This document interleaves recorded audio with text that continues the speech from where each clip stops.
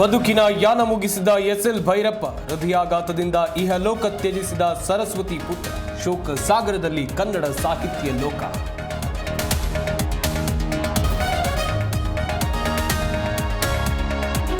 ಭೈರಪ್ಪ ನಿಧನಕ್ಕೆ ಗಣ್ಯರ ಸಂತಾಪ, ಟ್ವೀಟ್ ಮೂಲಕ ಕಂಬನಿ ಮಿಡಿದ ಪ್ರಧಾನಿ ನರೇಂದ್ರ ಮೋದಿ. ನಾಳೆ ರವೀಂದ್ರ ಕಲಾಕ್ಷೇತ್ರದಲ್ಲಿ ಅಂತಿಮ ದರ್ಶನ.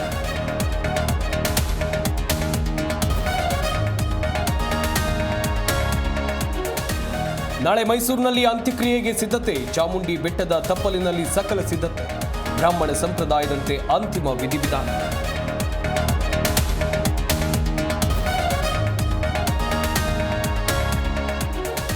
ಜಾತಿ ಗಣತಿ ಪ್ರಶ್ನಿಸಿ ಹೈಕೋರ್ಟ್ಗೆ PIL, ಎರಡನೇ ದಿನವೂ ಮುಂದುವರಿದ ವಾದ ಪ್ರತಿವಾದ, ನಾಳೆ ವಿಚಾರಣೆ ಮುಂದೂಡಿದ ನ್ಯಾಯಾಲಯ.